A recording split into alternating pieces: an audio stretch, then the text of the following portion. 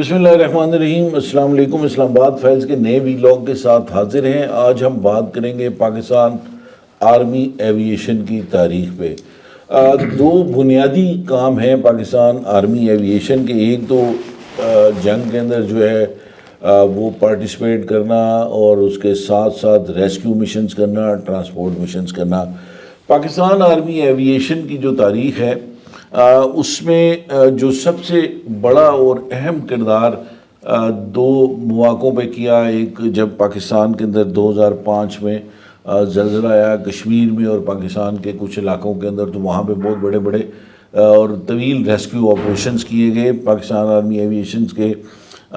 जो उनके पायलट्स हैं और उनका साथ उनका क्रू, उन्होंने अपनी जानों का नजराना भी दिया। और दूसरे जो बड़ा अहम किरदार अदा किया आर्मी एविएशन ने जंगों के अलावा, वो जो दहशत गर्दी के ख़िलाफ़ जंग है उसमें जिस अंदाज से दहशत गर्दों को टारगेट किया, उनके ठिकानों को टारगेट किया, वो एक अजीब लाजवाल दास्तान है उसकी भी। और उसमें भी बड़ी कुर्बानियाँ दी हैं। बहुत से पायलट्स जो हैं वो उसके अंदर शहीद भी हुए, क्रू भी शहीद हुआ।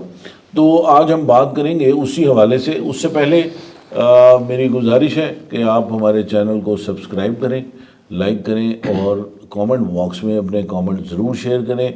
आपकी सब्सक्रिप्शन की बहुत ज़्यादा ज़रूरत है। बात शुरू करेंगे खालिद महमूद साहब से। पाकिस्तान आर्मी एविएशन जो हम इसका क़याम कब अमल में आया और इब्तिदा कब हुई, और आज आर्मी एविएशन कितनी एक मजबूत है। बिस्मिल्लाहिर्रहमानिर्रहीम। इमरान साहब जी, इसकी मुख्तसर तारीख़ मैं थोड़ी सी आपको बता दूँ। ये 68 साल हो गए तकरीबन पाकिस्तान आर्मी एविएशन को इब्तिदा में जो तश्कील दी गई थी उससे लेके अब तक।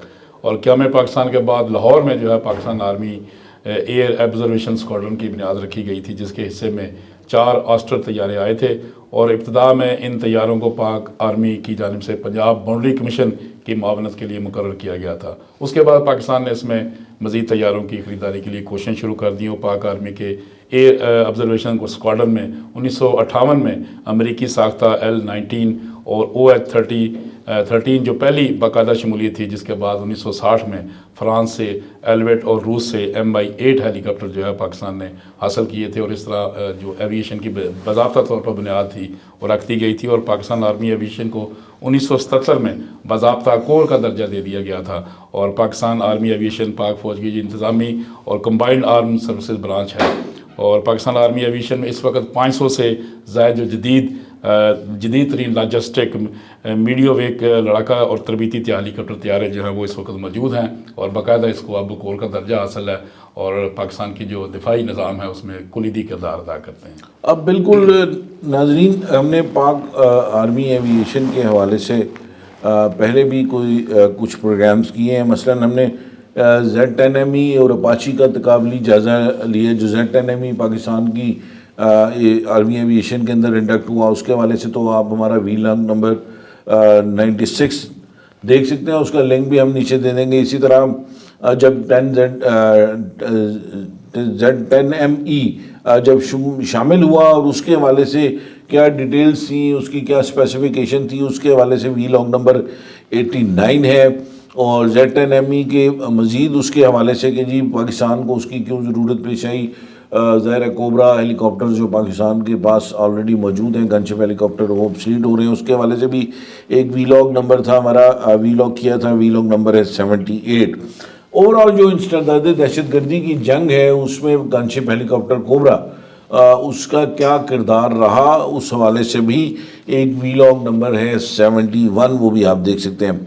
फैसल, आज जिस जगह पे पाकिस्तान आर्मी एविएशन खड़ी है, आप क्या समझते हैं इसके असासे क्या क्या हैं और कैसे उस हवाले से कि उनकी क्या कैपेबिलिटीज़ हैं दोनों डोमेन में। अगर हम उसके रेस्क्यू मिशंस की बात करें और हम दूसरी उसकी गनशिप हेलीकॉप्टर कोबरा जो है उसकी बात करेंगे, तो उस हवाले से थोड़ा सा बताइएगा हमारे नाज़रीन को। बिस्मिल्लाहिर्रहमानिर्रहीम। जी इमरान साहब, बिल्कुल ये एक तवील तारीख़ है और बहुत ज़्यादा मेहनत और काविश के साथ जो है वो पाकिस्तान आर्मी एविएशन कोर की जो है वो बुनियाद रखी गई, उसको स्ट्रेंथन किया गया और आज स्टेज पे है कि آج کسی بھی جدید ترین جو آرمی ایویشن ہے کسی بھی ملک کی اس سے اس کا مقابلہ کیا جا سکتا ہے. پاکستان آرمی ایویشن میں جو ابتدائی طور پر جو ہے وہ فرانسیسی ساختہ جو ایروسپیشل ایلورٹ ہیلی کاپٹرز تھے ان کو شامل کیا گیا تھا. 13 کی تعداد میں 1967 میں یہ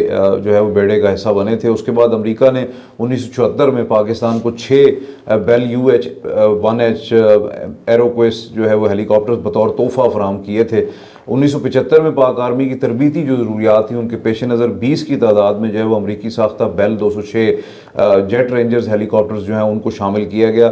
پاکستان آرمی ایویشن نے 1977-78 میں فرانس اور رومینیا سے جو ہے وہ پیوما کارگو میڈیم کارگو ہیلی کاپٹرز جو ہیں وہ حاصل کیے تھے اور آج تقریباً 45 کے لگ بھگ یہ ہیلی کاپٹرز جو ہیں وہ مختلف حوالوں سے ریسکیو اور جو امدادی مشنز ہیں وہ سر انجام دے رہے ہیں.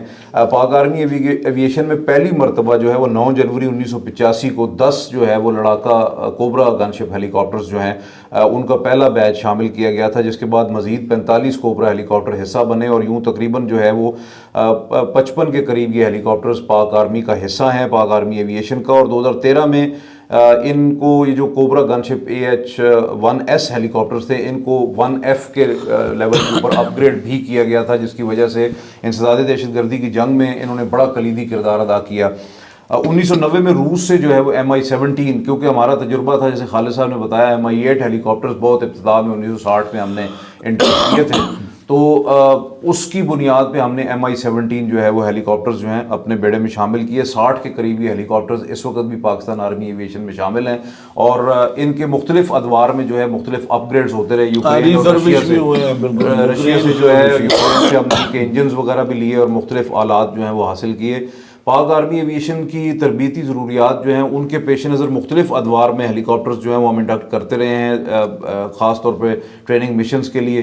اس میں 1993 میں امریکی ساختہ جو ہے وہ 25 کے قریب جو ہے وہ شویزر جو 300C ہیلی کاپٹرز ہیں وہ ہم نے شامل کیے. 2004 میں طبی امداد اور حملہ آور آپریشنز کے لیے خاص طور پہ ہم نے جو ہے 52 کے قریب امریکی ساختہ بیل 412 ہیلی کاپٹرز جو ہیں ان کو حاصل کیا اور انسداد دہشت گردی کی جنگ میں بھی ہیوی مشین گنز ماؤنٹ کر کے جو ہے وہ ہم نے ان کا استعمال کیا. فرانس سے 2009 میں پاکستان نے یورو کاپٹر فینکس جو ہیں وہ بھی فینک ہیلی کاپٹر بھی حاصل کیے. 37 کے قریب اس وقت وہ آرمی ایویشن کا حصہ ہیں. اور اٹلی سے 2017 میں اگسٹا ویسٹ لینڈ AW139 ہیلی کاپٹرز جو ہیں یہ basically search and rescue missions کے لیے خاص طور پہ پاکستان آرمی میں شامل کیے گئے اور 21 کی تعداد میں تقریباً جو ہے وہ یہ اس وقت پاکستان آرمی ایویشن میں ہیں. 2018 میں جو ہے وہ تربیتی مقاصد کی ایک بار پھر جو ہے وہ امریکی ساختہ 20 کی تعداد میں جو ہے وہ ہم نے N-Storm F-28 ہیلی کاپٹرز جو ہیں وہ حاصل کیے. اور 2022 میں روس سے 4 گن شپ ہیلی کاپٹرز یہ ہیوی ڈیوٹی گن شپ ہیلی کاپٹرز ہیں جو MI-35 M3 ان کو کہا جاتا ہے یہ ہم نے جو ہے وہ انڈکٹ کیے. لیکن کیونکہ ان کا حجم بہت بڑا ہے ہمیں اسمارٹ اور ایجلٹی والے اچھی مینووربلٹی والے ہیلی کاپٹرز جو ہیں وہ درکار ہیں کیونکہ روس کا کیونکہ حجم بہت بڑا ہے بہت بڑا ملک ہے تو اس کے جغرافی ٹاپوگرافی اور ٹرین کی وجہ سے وہ ہیلی کاپٹرز تو کامیاب ہیں.